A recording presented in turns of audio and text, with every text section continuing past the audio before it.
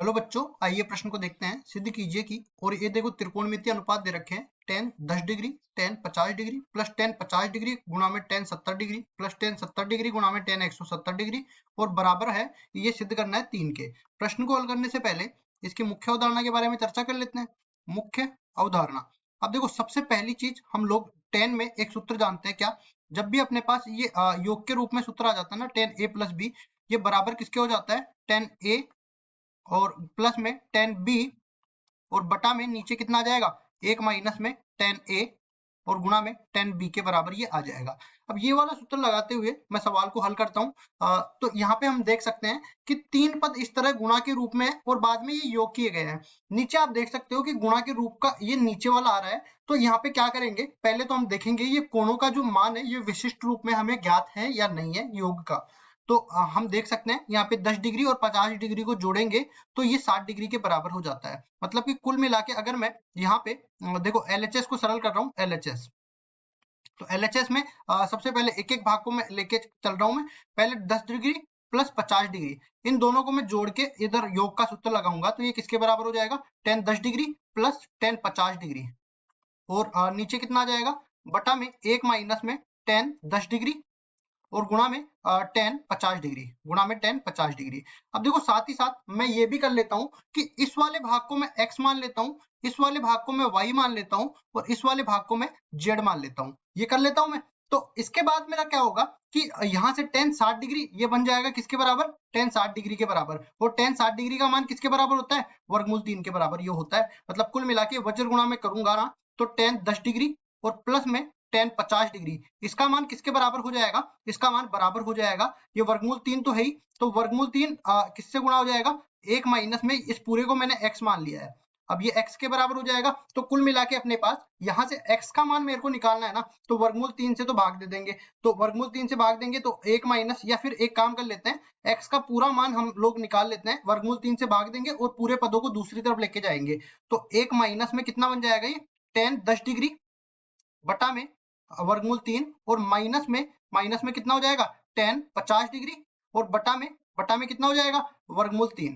इसको मैं समीकरण नंबर 1 नाम देता हूं। देखो x का मान आ गया ना अपने पास, इसी तरह y का मान निकालेंगे। तो y का मान निकालने के लिए क्या करेंगे? ये 50 डिग्री और 70 डिग्री दोनों कोणों का योग करेंगे, 120 डिग्री के बराबर आता है। हमें इनका कोण का मान ज्ञात है tan में। तो इसमें क्या करेंगे? देखो tan 50 डिग्री प्लस में tan 70 डिग्री, ये किसके बराबर हो जाएगा? ये बराबर हो जाएगा tan 50 डिग्री और प्लस में tan 70 डिग्री। और फिर उसके आगे बढ़ते हैं तो नीचे कितना आ जाएगा? एक माइनस में tan 50 डिग्री और गुणा में tan 70 डिग्री, ये बन गया। अब ये पूरा मान किसके बराबर है? tan 120 डिग्री के बराबर, और tan 120 डिग्री का मान होता है माइनस में वर्गमूल 3 के बराबर। अब इसको आगे हल करते हैं और साथ ही साथ इस पूरे को मैं y के बराबर मानूंगा, तो वज्र गुणा करेंगे तो एक पूरा मान किसके बराबर हो जाएगा? देखो tan 50 डिग्री और प्लस में tan 70 डिग्री, इस पूरे का मान बराबर हो जाएगा माइनस में वर्गमूल 3 तो है ही, और यहाँ पे कितना हो जाएगा? एक माइनस में y। तो उसके बाद में क्या करेंगे? देखो इस पूरे को हल करने के बाद y का मान निकालेंगे तो ये क्या बन जाएगा? एक प्लस tan 50 डिग्री और बटा में tan 70, इसमें बटा में कितना आ जाएगा? बटा में आ जाएगा वर्गमूल 3। इसको सही कर देते हैं। देखो बटा में आ जाएगा वर्गमूल 3 और प्लस में यहाँ पे कितना बनेगा? tan 70 डिग्री और बटा में हो जाएगा वर्गमूल 3 के बराबर। इसको मैं समीकरण नंबर 2 नाम दे देता हूँ। अब इसी तरह z का मान भी निकाल लेता हूँ। तो z के मान के लिए यहाँ देख सकते हो आप 70 डिग्री और 170 डिग्री दोनों को जोड़ेंगे तो 240 डिग्री के बराबर ही आना है। तो यहाँ पे क्या करेंगे?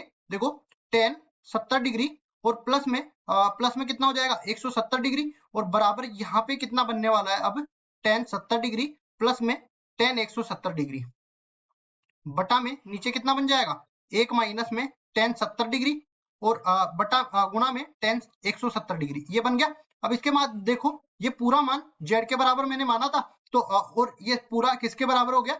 tan 240 डिग्री के बराबर हो गया। और tan 240 डिग्री को मैं अगर लिखना चाहूं तो ये किसके बराबर हो सकता है? देखो 180 में कितना जोड़े कि 240 आ जाए? 60 जोड़ेंगे तो tan pi plus 60 degree, pi plus pi बटा 3 किसके बराबर होता है? tan पाई बटा 3 के बराबर, जो कि tan 60 डिग्री के बराबर होता है। तो पूरा मान वर्गमूल 3 के बराबर आ गया। इस प्रकार से हम वज्र गुणा करेंगे तो यहाँ से देखिए tan 70 डिग्री और प्लस में tan 170 डिग्री किसके बराबर हो जाएगा? ये बराबर में वर्गमूल 3 तो है ही, और अंदर क्या आ गया 1 माइनस में जेड के बराबर। इस तरह से अपन जेड का मान निकालेंगे तो ये क्या बन जाएगा 1 माइनस में tan 70 डिग्री बटा में वर्गमूल 3 और माइनस में tan 170 डिग्री बटा में वर्गमूल 3। ये बन गया। इसको मैं समीकरण नंबर 3 नाम दे देता हूं।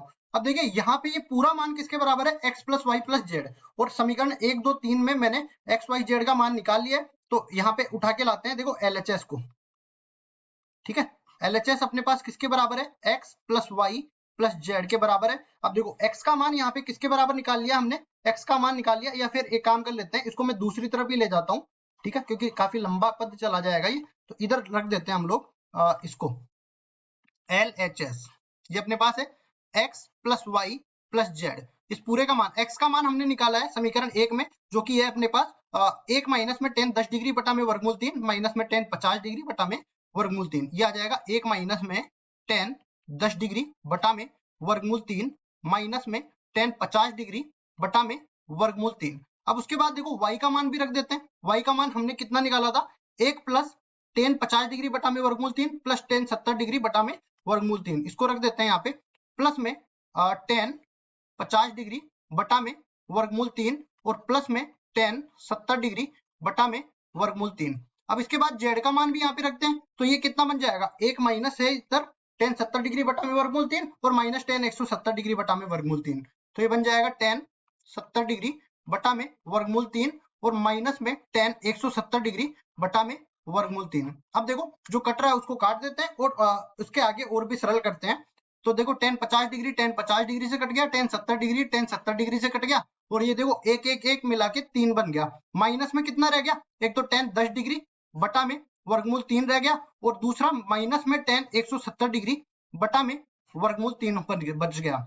अब उसके बाद देखो ये tan 170 है, इसको बदलेंगे हम लोग। हम जानते हैं tan 170 डिग्री को क्या लिख सकते हैं, इसको लिख सकते हैं हम लोग tan 180 डिग्री माइनस में 10 डिग्री। अब दूसरे चतुर्थांश में आ गया और tan परिवर्तित नहीं होगा और ऋणात्मक होगा, तो tan 10 डिग्री के बराबर आ गया, माइनस में tan 10 डिग्री के बराबर, ठीक है। ये वाला इसमें लगा देंगे। तो अब देखो यहाँ पे क्या परिवर्तित होगा, 3 तो पहले से है, माइनस में tan 10 डिग्री और बटा में वर्गमूल 3 पहले से है, और ये देखो माइनस माइनस अब प्लस बन जाएगा और tan 170 डिग्री की जगह आ जाएगा tan 10 डिग्री और बटा में वर्गमूल 3 हो जाएगा। अब फिर से देखो ये कट गया, और इसके बाद में देखो ये सारा मान अपने पास किसके बराबर आ जाएगा, ये सारा कट गया और 3 के बराबर आ गया, जो कि हमारे पास RHS में दे रखा है। इस तरह से LHS को हमने RHS के बराबर सिद्ध कर दिया है। यही अपना उत्तर है। आशा करता हूँ ये सवाल आपको समझ में आया होगा। धन्यवाद।